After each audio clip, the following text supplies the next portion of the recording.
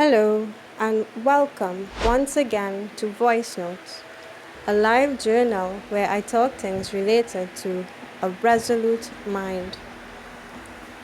Hope that all is well with you wherever you may be, and that you are building much resolve in your life's journey. Thanks for fellowshipping with me, and I appreciate the air that you lend, journeying with me this far. Okay, so today's topic is titled The Simulation Project. Let's begin. So, I have two questions to ask myself. 1. Is life a project? And 2. Is life a simulation? I begin with 1. Is life a project? Well, interestingly enough, I never thought to make life my life project. But because of the many hurdles I have found myself in, living in the wilderness for such a very long time, from my side, I cannot help but think that life is indeed a project, at least for this lifetime. In this life, there is a beginning when one takes his first breath, being born out of his mother's womb. Every human life must be born through the womb of a woman. Each person has an appointed date and time, being born into a very specific location, being born into a very specific environment. Location and environment matter a great deal when someone is to be born. It sets the tone and development of nature or character. This birth is unique. It is not happening by chance that someone is born. Each birth is created with much intention by the one who created him. When one is born, two worlds intermingle. That is, the realm of openness gives up or offers the one to be born into the world that we know. Birthing is a very mysterious process and one of life's greatest miracles. Now, I want you to think for a moment about a few things. No birth should ever be taken lightly. Each birth serves a particular role. Your very birth puts you into a specific locus. You have a very specific purpose. With every birth comes a specific purpose. One is born at a precise moment in time to be developed precisely and to deliver its due course as the Maker has designed it.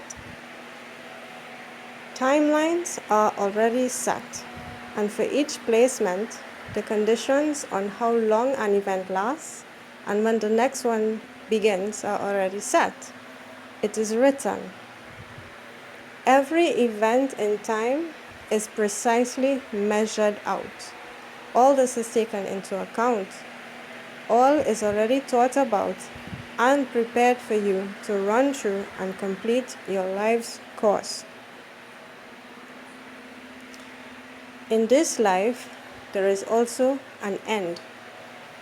Each one has an expiration date. Each one has a date when the breath of life is expired from the earthen vessel. It is this breath, then, that carries the life and the foundation and the works of man. It is the wind that carries man through his life's work and mission. Man relies on breath to be carried from his beginning point to his end point, all the way through. Life carries man on his journey from beginning to end.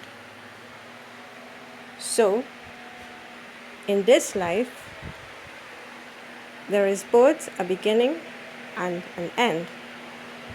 And each birth is assigned a very specific purpose, objective, or mission. Each life is being watched over from its maker from the very beginning to the very end, who ensures that the works get completed. Each life is measured out in time and space, and each event is marked out milestone by milestone. I don't know about you, but this sounds like a project to me. This is life's project. But of course, if you look at the even bigger picture, this project fits into a canvas or host of many other projects. What does this make me think about? Well, when I think about it, it must mean then that your life project fits into the bigger frame of what one may call a whole life program. A program comes as the portfolio or canvas or outer frame that holds or keeps together the many different programs that run inside its frame. The world itself is that frame. One cannot leave the frame of the world until his life project is complete, and this is already set. So now, this leads me to my other question. Is this life a simulation? A simulation must run on some program, and I have circumscribed or highlighted the thought that the world is the program, or at least part of the program. And man's life's course is one of the many projects found in the program. Now, when I think of simulation, I think of movement. I see action. I see dynamism at play. I see variables mixing and matching. Ultimately, I am able to see an unfolding of sorts. Life unfolds, just as petals open up when a flower comes into full bloom. So, I see simulation as the flow or movement of life's program. When the program is being run, the simulation is happening. As more events show themselves, the simulation is happening. Now, I go back to an earlier thought that it is the wind that carries man through his life's mission. It is the wind that carries man's flow through his life's mission. And that two worlds intermingle. And that these two worlds are, one, the realm of openness, vastness, or limitlessness, the eternal realm. And two, the more familiar world, the world around us, what we can see, touch, and feel. A world made up of matter, where boundaries are defined and there is limits, material realm. Now, by wind, I mean spirit. I must inject another thought here then. For by spirit, there is either the spirit of this world, which we know, but there is also the spirit of the eternal realm. There are two spirits at play. It is in this interplay that brings to the forefront the completion of life's many projects, as these projects run on a program. The simulation is unfolding. The program itself has been already set. The instructions are already there. The law is already in place for the program to run as it should. Inside each man, there is a set of instructions that he must follow to allow the program to run as it was set by the main programmer. So, I pose one more thought. What is the point of it all? I have asked myself this very question more times than anyone is able to count. I mean, at the end of it all, what is the point and purpose behind the works that are set for man to complete? On reflection, I come to realize one thing and one thing only. I've come to realize that the point is not to work, per se. No, this is not the case. And this is the point. The point, the main point, the overarching point in life is to witness. And how does one witness? I answer.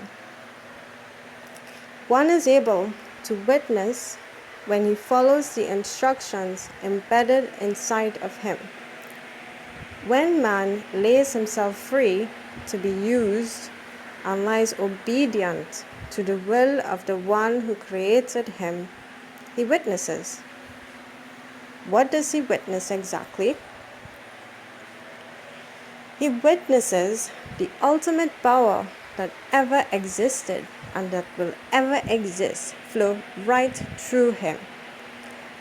With this power, he experiences and learns the whole truth of the matter. So, what is life's main objective? Simple, very simple, in fact. I answer.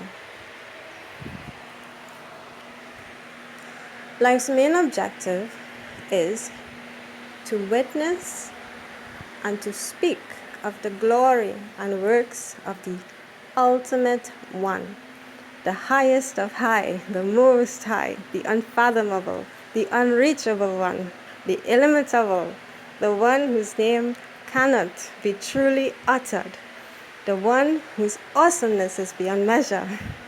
Everything that ever was created for this one. Who can be like this one, the unknowable one? Praise be his holy name. Life's main objective is to witness and to speak of his glory and many wonders, giving thanks and praise to the one who always was, who is, and who will always be. Praise be his holy name. Hallelujah. And I end on this note. Take what you need from it. Thanks for listening once again, and as always, see you next time. Adios.